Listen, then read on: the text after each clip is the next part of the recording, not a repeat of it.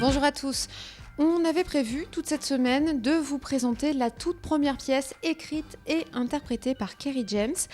Mais vu qu'il va passer les 22 et 23 mars au Théâtre National de Nice et que c'est quasiment complet, eh bien on a choisi de se garder cette interview pour vous parler d'un autre projet, un concert en acoustique qu'il viendra donner le 7 mai prochain à Grasse. Donc on vous en parlera dans quelques semaines.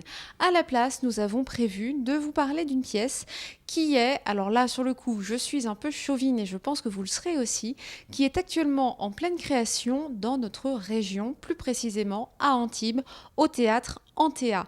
C'est une pièce qui s'intitule Tu te souviendras de moi, qui est interprétée entre autres par Patrick Chenet, que vous connaissez tous. Alors on le connaît dans divers registres. On le connaît aussi bien au cinéma qu'au théâtre, à la télévision, dans du polar, dans du thriller, dans de la comédie pure, dans du classique. Cette fois-ci, c'est une pièce un peu hybride, à la fois drôle et émouvante, une pièce très intelligente, comme finalement en ce moment savent les faire les anglo-saxons. C'est une pièce qui nous vient du Canada. Elle a été créée par François Archambault. Elle a connu un succès phénoménal par là-bas et elle arrive pour la toute première fois en France et c'est à Antea que ça se passe. Alors, Patrick Chenet y interprète un ancien universitaire qui s'appelle Édouard et qui commence à voir la maladie d'Alzheimer prendre le pas sur sa mémoire. C'est une pièce donc qui est adaptée par le français Philippe Carrois et qui est mise en scène par Daniel Benoît, qui est également le directeur du théâtre Antea. Donc c'est vraiment une toute première. Ça se jouera jusqu'au 25 mars à Antibes. Je vous invite vraiment à ne pas rater ça. Vous serez parmi les tout premiers à découvrir cette pièce qui ne se jouera qu'à la rentrée prochaine sur Paris.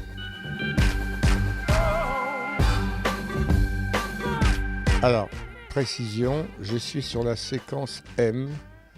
Le fait d'être décentralisé, d'être loin de Paris, dans des conditions idéales, à tout point de vue, pour créer une pièce et après la reprendre à Paris, bien sûr. On la crée ici, on travaille dessus ici, et après on le reprend à Paris à la rentrée. Mais ce sont des conditions idéales et optimum, oui.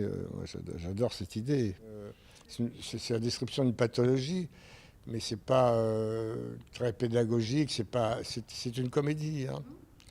Enfin, j'espère. En tout cas, pour jusqu'ici, moi je considère que c'est une comédie.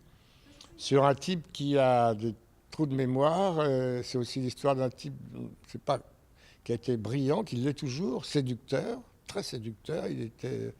Sa vie intime a été riche de toutes les étudiantes qui ont traversé sa vie. Enfin, il le dit plusieurs fois dans la pièce.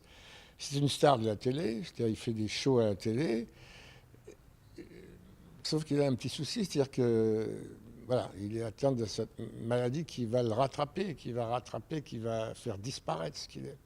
Comme il dit à un moment, mon corps sera toujours en vie, mais moi j'aurai disparu. Si, enfin évidemment, il y a des moments un peu tragiques et émouvants, mais c'est aussi dans l'humour, ce type qui se la pète un peu, comme on dit,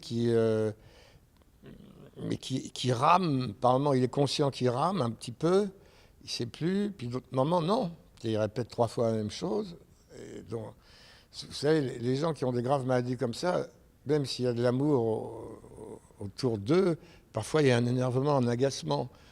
Quand on dit 4 fois la même chose, la 4e fois, les gens attends, papa, toi. Bon, et il reçoit ça, il joue avec ça, il fait comme s'il n'avait rien entendu, il s'est rendu compte que oui, il a dû se passer quelque chose qui lui a échappé.